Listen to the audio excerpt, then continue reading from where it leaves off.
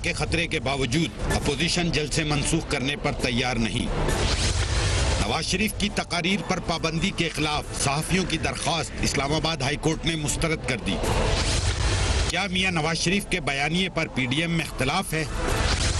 क्या मुस्लिम लीग नून एस्टेब्लिशमेंट के साथ बातचीत के लिए तैयार है? पूछेंगे मरियम नवाज के तर्जुमान मोहम्मद जुबैर से और विफाकी वजीर साइंस और टेक्नोलॉजी फवाद चौधरी से।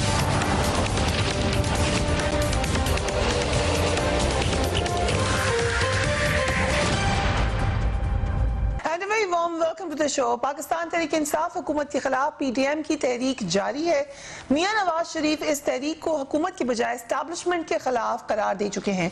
उन्होंने अपनी पार्टी पर पाबंदी लगाई हुई है कि एस्टैब्लिशमेंट से किसी किस्म की बातचीत नहीं होगी, मगर चंद रोज कबल मरियम नवाज की जानिब से BBC को दिए गए इंटरव्यू में कहा गया कि फौज से बात हो सकती है।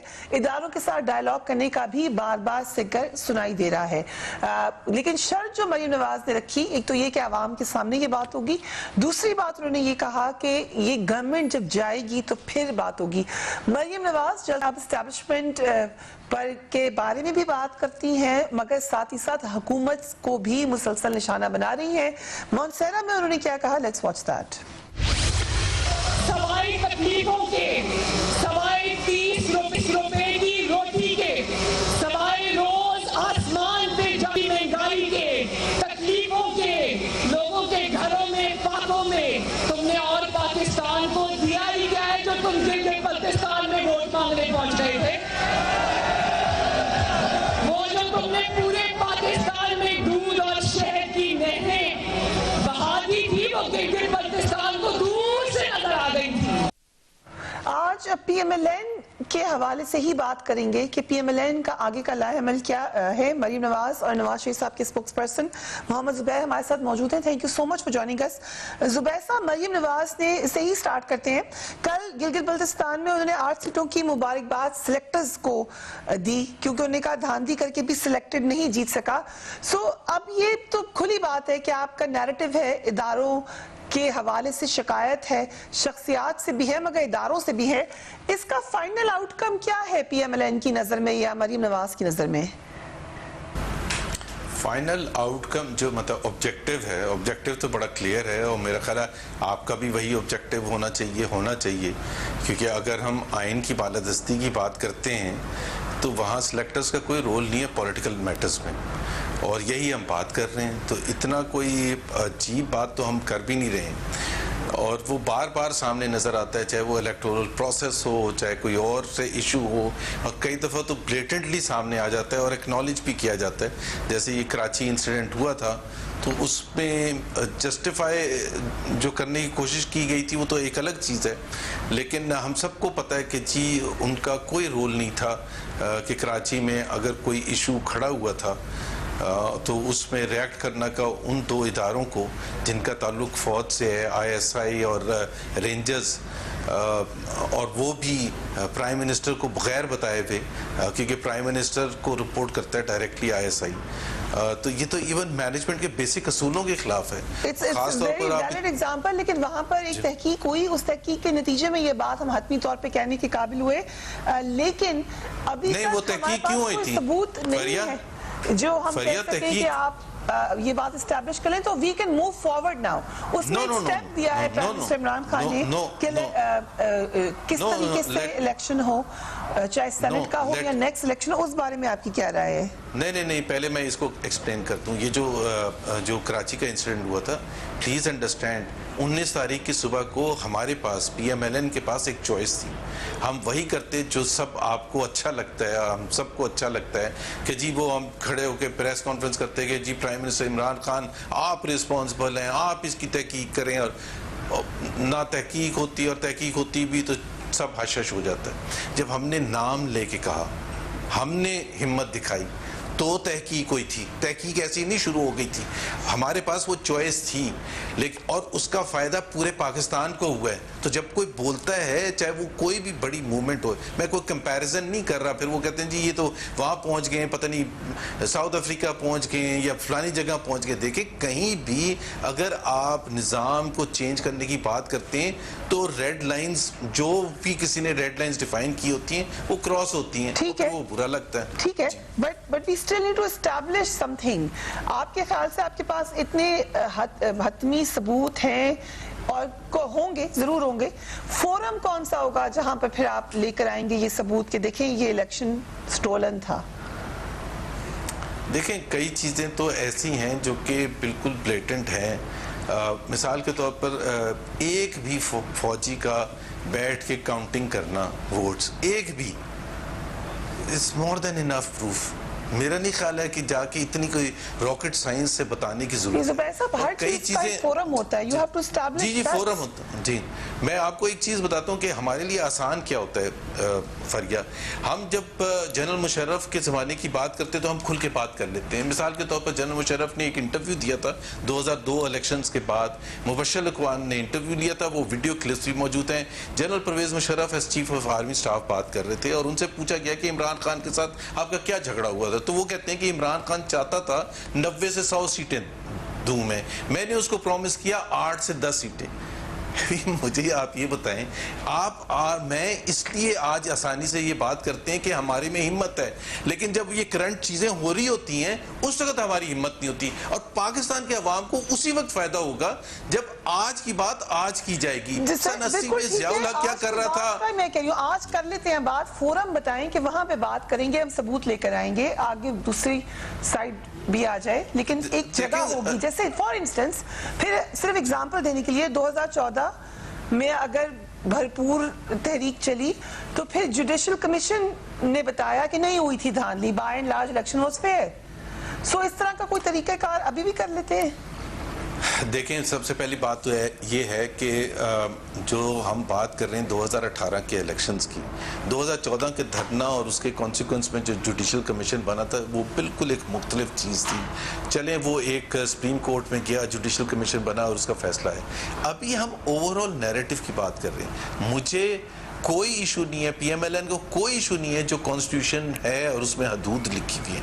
हम सिर्फ ये कह रहे हैं कि सब अपनी हदूद में रहें, इसमें कौन सी बड़ी गलत बात आप कह रहे हैं 2018 का इलेक्शन चोरी किया गया है, चोरी करके किसी और जमात को दिया गया है, हम जीत जाते वरना।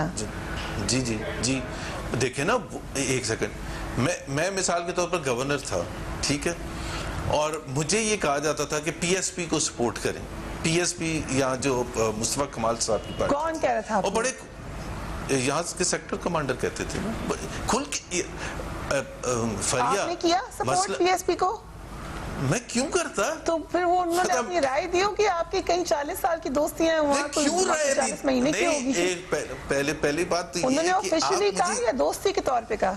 देखें मैं एक चीज की एग्जांपल कराची इंसिडेंट की इसलिए देता हूं कि वो तो खुल के सबके सामने आ गया ना, कि वो कहते हैं कि लोगों में इतनी बेचैनी थी जिस दिन वो कायदे आज़म के मज़ार पर हुआ और पुलिस चूंकि एक्ट नहीं कर रही थी, इसलिए हमने it reflects a mindset. You should Fariya you should PSP को सपोर्ट करें, मगर उन्होंने आपसे ऑफिशियली कहा या कोई आपकी उनसे पर्सनल दोस्ती है? नहीं देखें जी प्लीज, ये एक तो ये आप प्लीज उस इशू को हमने बहुत डिस्कस कर लिया, रोज डिस्कस करते हैं कि दोस्ती है या नहीं, कोई दोस्ती नो एक पोजीशन होती है, उस पोजीशन के तहत जिस तरह जनरल जमीर थे 2002 में, वो टिकट बांटते थे, वो कहते थे कि कौन किसको टिकट मिलेगा, या आप कोई भी वो तो IJI थी, सब कुछ था, वो सब था भी थे, वो तो हम ऑल द मोर रीजन बता दें, क्योंकि आपने ये क्लेरिफाई किया कि आर्मी चीफ से आपकी दोस्ती थी, आप पर्सनल कैपेसिटी में मिले। सो जब अभी आप बता रहे हैं कराची की इंफॉर्मेशन दे रहे हैं, वहां पे सेक्टर कमांडर ने पर्सनल कैपेसिटी में कहा या प्रोफेशनल कैपेसिटी में कहा? मतलब आप क्या समझते हैं किस कैपेसिटी में कहा होगा? भाई वो जाहिर सी बात है पर्सनल कैपेसिटी में आके तो नहीं बात कर रहे होंगे ना, क्यों करेंगे पर्सनल कैपेसिटी में आके बात? एक देखें, मैं फिर कहूंगा फरिया प्लीज मुझे अब आधा मिनट दे दें। quickly just ask you one question, आपके पास सारे मिनट है कि what you are now alleging या saying कि सेक्टर कमांडर ने कोशिश की थी कि पीएसपी को जिताएं और फिर सर हमारे पास तो इस कदर पैथेटिक रिजल्ट आए पीएसपी के, तो उससे तो लगता है कि उनकी कोशिश का कोई फायदा नहीं हुआ। सर वो सेक्टर कमांडर ने ही फैसला किया था कि आईजी पुलिस को उठा के लेके जाए ना, इसमें तो ये तो आप मानती हैं, ये तो रिपोर्ट में आ गया ना, सेक्टर कमांडर ने ही फैसला किया ना जी। नहीं यार, it is the mindset Fariya, please understand. आप क्यों डाइवर्ट कर रही हैं? It is the mindset which decides on its own कि व्हिच इलेक्शन। जब आप स्टीलिंग माय इलेक्शन की बात करें तो आपको सब्सटेंशियल प्रूफ देना। आपको एक और एग्जांपल देता हूं, मैं आपको एक और कमांडर ने एक और प्रूफ देता हूं, एक और प्रूफ देता हूँ। लेकिन ख्वाजा आसिफ आप मेरी बात नहीं सुनती है, आप मेरी बात नहीं सुनती। हम उसमें नहीं जा रहे उस एनालिसिस में, मेरे पास वो भी फैक्ट्स हैं जो मैं जा सकता हूँ, but I think let's go on a बड़ी कैंपेन है। तो पाकिस्तान के फायदे की बात फरिया I will go to the bottom of it in my own way. Okay, मैं आपको एक और, आप 2018 के इलेक्शन की बात करनी थी। आपको ये पता है कि जी ख्वाजा आसिफ ने एक चीज़ अभी रिवील की कि जी 2018 के इलेक्शन की रात को उनको महसूस हुआ कि धांधली हो रही, महसूस क्या हुआ, हो रही थी धांधली जो भी है। उन्होंने चीफ को एक फोन किया या मैसेज किया, ये आपको पता नहीं? जी सर, मुझे बिल्कुल ये बड़ी इंटरेस्टिंग बात उसका और उसका उन्होंने जवाब बिल्कुल नहीं। हाँ, अदर साइड क्या है? एक ब्रेक लेने दें जुबैर साहब, we will be right back.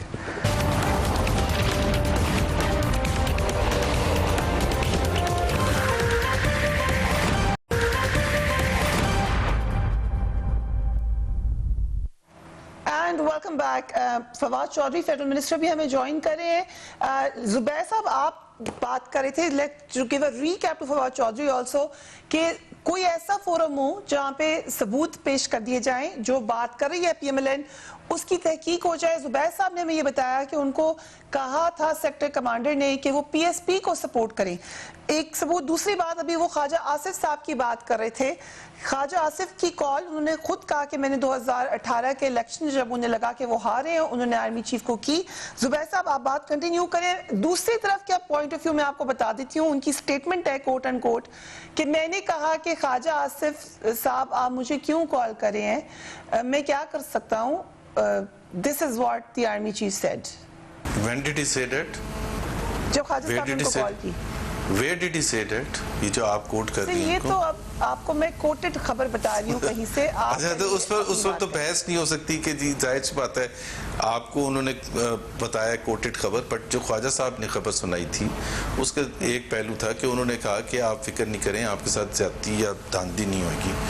लेकिन उससे ज़्यादा इंपॉर्टेंट ये है, जब आप अगर हार्वर्ड बिजनेस स्कूल में बैठे ना और आप एक मैक्रो इश्यूज डिस्कस कर रहे हैं, तो उसमें डिस्कस करने के लिए ये होगा कि why would anyone Khawaja Asif call the army chief at 2:30 at night? Why would he And call? so this is exactly what the army chief said. नहीं, इसलिए नहीं, but आप एक साइड का पॉइंट ऑफ व्यू तो नहीं लेंगे पे हार्वर्ड स्कूल। मैं कह रहा हूँ कि let's you need to listen to both sides. No, please understand. कि नहीं, एक साइड का लेंगे, सिविलियन का ही पॉइंट ऑफ व्यू लेंगे। नहीं, सिविलियन का पॉइंट ऑफ व्यू नहीं लेंगे। Why people end up looking towards Pitney? और मैं प्लीज, मुझे आप आधा मिनट अगर बोलने नहीं देंगी ना तो मैं नहीं बोलूंगा इसके बाद। प्लीज आप इंटरप्ट नहीं करेंगी मुझे, आप एक मेरा रैशनल पेश करने थे। मैं जब ये कहता हूं कि एक चीज का एविडेंस सामने आ गया है कराची ऑपरेशंस का, उसमें तो कोई शक नहीं है ना कि उन्होंने कहा कि इस्तराब था और ये था इसलिए हम कूद पड़े थे, इसमें तो कोई शक नहीं है ना। This is exactly the mindset we are talking about. अब इसमें आप कह रही हैं कि नहीं वो इधर इसलिए क्या था भाई, सेक्टर कमांडर ने आखिरकार क्यों किया था?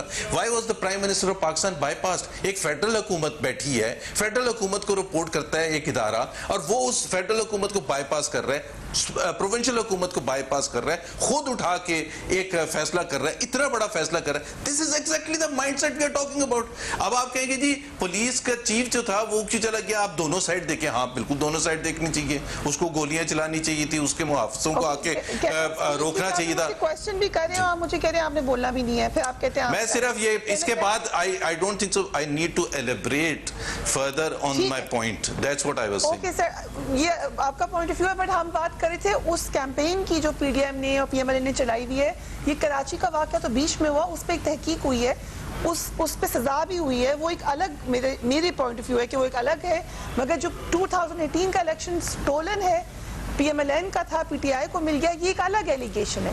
उसके हवाले से क्वेश्चन था, but you have answered it. I will come to you Fawad Chaudhry साहब कि मुसलसल ये बातें हो रही हैं, जैसे कि 2014 में आप लोगों ने एक धरना दिया था पीटीआई ने, उसके बाद उसका एक लॉजिकल कंक्लूजन निकला था। क्या इस दफा भी कोई ऐसा लॉजिकल कंक्लूजन होना चाहिए, कोई फोरम होना चाहिए जहां पीएमएलएन अपने सबूत ले आए और कोई न्यूट्रल जगह हो जहां पे ये मामला तय हो सके? देखिए, पहली बात तो ये है प्रिया, रियली सॉरी कि मैं ये आ नहीं सका स्टूडियो में, क्योंकि थोड़ी सी मुझे हो गया मिसकम्युनिकेशन हो गया। मेरी तरह के 4:30 बजे तक कुछ ये वो थी, कुछ मीटिंग थी जिसकी वजह से आ नहीं सका, सो माय सिंसियर अपॉलॉजीज। अच्छा, दूसरी जो बात अभी जो आपने सवाल पूछा है, देखिए बात यह है कि ये फोरम तो बन गया था पहले दिन ही पार्लियामेंट के अंदर। जब प्राइम मिनिस्टर साहब आए थे तो उन्होंने शहबाज शरीफ साहब से हाथ मिलाया और उनसे कहा कि आपकी जो शिकायत है कि इंतखाबात में के अंदर जो है वो तहकीकात की जरूरत है, तो आप पार्लिमानी कमेटी बना देते हैं, जो आपका मुतालबा है। और ये मुतालबा जब पीटीआई ने पिछली असेंबली में किया था, ये पूरा होने में 4 साल लगे थे। 4 हल्के सिर्फ खुलवाना चाहते थे पीटीआई। ये इमरान खान ने पहले दिन जो है वो शहबाज शरीफ साहब से कह रहे हैं, और पार्टी के अंदर सब लोग कह रहे थे कि ये ना बनाए, इन्होंने कौन सा इस पे राजी होना है, ये नया को बातें शुरू करते हैं, लेकिन बहरहाल वो बना दिया।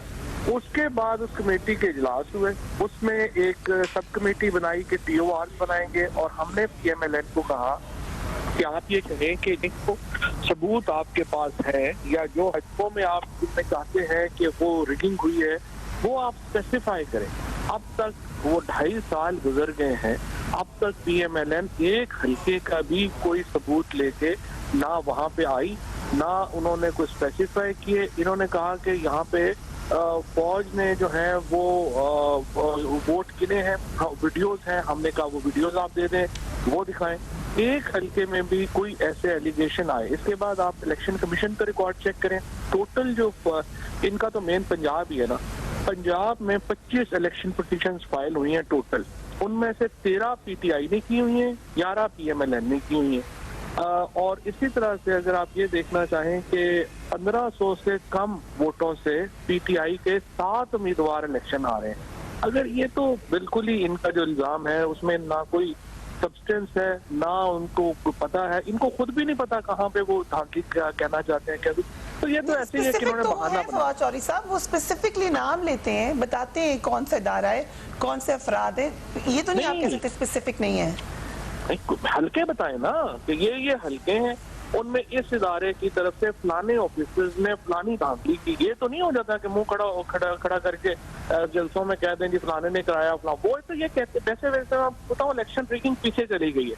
अब अगर नवाज शरीफ की स्पीचेस उठा के देखें तो उनका एलिगेशन ये है कि जो पनामा पेपर्स में सजा हुई मुझे वो फौज ने कराई। अब पनामा पेपर्स पहली सबसे आप देखिए, ये क्या पाकिस्तान में स्कैंडल हुआ था? Answer is no. ये तो जर्मनी का अखबार था सिद्दीक ज़ेडबर्ग, जिसमें ये स्कैम आया था, और उसमें पाकिस्तान ही नहीं और मुल्कों के भी लीडर्स आए थे। वो सारे लीडर्स जो है बेशुमार उनमें से जो उनको हुकूमतों से अलहदा होना पड़ा। नवाज शरीफ के खिलाफ एक पूरी तहरीक चली, उसके नतीजे में वो उनको गए, और उसके बाद जो इनका गिला फौज से ये है, नवाज शरीफ का, और जुडिशरी से ये है, आपने जिस तरह माजी में मेरे गुनाह छुपाने में मेरा साथ दिया, अब आपके जो ऑफिसर्स हैं वो क्यों उन इन्वेस्टिगेशन में मेरी मदद के लिए नहीं आए? यही गिला है इनका, नवाज शरीफ और कोई गिला नहीं। ओके, ये आपका ओपिनियन है, लेकिन क्विकली पोलाइट रिमाइंडर कि आपने कहा जलसों में खड़े होकर नाम नहीं लेना, बट पीटीआई भी यही करती रही है, वो नाम लिया करती थी, वहां पर 35 पंक्चर का भी जिक्र होता था, चीफ जस्टिस का भी जिक्र होता था। सो ये पैटर्न तो बन गया था पाकिस्तान में। But let's move forward. Zubair साहब आप यकीनन जवाब दे सकते हैं फवाद चौधरी साहब ने जो बात की, लेकिन लेट्स मूव आगे के इलेक्शन में क्या सजेशन दे सकते हैं? क्या कोई ऐसी जगह होनी चाहिए? फरिया, आप इलेक्शन पर लगी हुई हैं। उन्होंने बिल्कुल सही कहा था फवाद चौधरी, आप इलेक्शन में फंस गई हैं। हमारा जो इस वक्त स्ट्रगल है, we are talking about a far bigger picture. हम बात कर रहे हैं आइन की बालादस्ती, सिविलियन सुप्रीमेसी, वो चाहे इलेक्टोरल प्रोसेस हो, चाहे वो day to day decision making हो, वो तमाम एस्पेक्ट्स को कवर करता है। और मैं फिर उस पर आऊंगा, वो जो कराची इंसिडेंट है कि प्राइम मिनिस्टर को नहीं पता था कि ये इंसिडेंट हो रहा है, एक हफ्ते के बाद भी नहीं पता था। वो बैठ के मजाक उड़ा रहे थे ARY के इंटरव्यू में कि जी ये तो कोई कॉमेडी हुआ था, जबकि चीफ ऑफ आर्मी स्टाफ की रिपोर्ट में एक्नॉलेज किया गया। This is the point that we are trying to raise. आप इलेक्शन में फंसी हैं, कौन सा हल्का और कौन सी तहकीक? पॉइंट ये है, हम सिविलियन बालादस्ती की बात कर रहे हैं। सामने पूछे आपसे। हम बात कर रहे हैं सिविलियन बालादस्ती की, चाहे वो डे टू डे ऑपरेशंस में हो, चाहे वो इकोनॉमिक मैनेजमेंट में हो, चाहे वो इलेक्टोरल प्रोसेस में हो, चाहे वो खादिम रिजवी साहब को हटाना हो ना हटाना हो, वहां भेजना हो ना भेजना हो, क्या कौन फैसला करता है क्या नहीं करता है, ये सारी चीजें जो है ना, वो फॉरेन पॉलिसी हो, अफगानिस्तान में क्या करना है, हमने इंडिया के साथ कैसे relation, of course it's the most important institution, we need that input, but फैसला साजी जो है वो इस्लामाबाद में बैठ के होगी। ये है हमारा झगड़ा। बस moving forward, Islamabad high court ने जो पिटिशन वहां पे दायर की गई थी नवाज शरीफ साहब की स्पीच के हवाले से, अगरचे वो कहा जा रहा है, ज़ारा साहबा ने क्लैरिटी दी है कि वो समझ रही थी कि ये फ्रीडम ऑफ स्पीच की बात है, लेकिन जो कोर्ट ने कहा, इसको रिजेक्ट कर दिया पिटिशन ने, और उन्होंने ये भी कहा है कि किसी मफरूर की तकरीर नशर करने पर रिलीफ नहीं दे सकती अदालत। फवाद चौधरी साहब, आपका क्या ओपिनियन है इसके ऊपर? देखिए, मैं जाती तौर के ऊपर तो तकरीरों पे पाबंदी वगैरह के हक में नहीं, और मैं ये समझता हूँ कि जब वैसे भी ये सेंसरशिप जो है, ये ओल्ड आइडियाज हैं, इनको आप नहीं रोक सकते। लेकिन यहाँ पर चूंकि कोर्ट का फैसला है, मैं इस पे मुझे यकीनन थोड़ी हैरत है कि PMLN क्यों नहीं कोर्ट में जाके उन्होंने चैलेंज किया, और सहाफियों को क्या जरूरत थी जाके चैलेंज करने की? ये सहाफियों का तो प्रॉब्लम नहीं है नवाज शरीफ तकरीर करे ना करें, उनका तो काम है एक न्यूट्रल एनालिसिस देना, उनका काम है एक अपनी खबर देना या जो भी है। जर्नलिज्म का काम तो नहीं है वो पॉलिटिकल पार्टी बन जाए। और उन्होंने पता नहीं क्यों उनको किसी ने कहा कि ये और चीज है, और वहां पे जाके कुछ और चीज हो गई, आई डोंट नो क्या हुआ। लेकिन जो असल में जिनका लोकल स्टैंड आए बनता है, या हो सकता है PMLN के अंदर भी लोग चाहते हों कि नवाज शरीफ की तकरीर सुनवाने की क्या जरूरत है, और इसीलिए PMLN ने इसको चैलेंज नहीं किया। ओके, वक्त हुआ एक ब्रेक का, and we will be right back.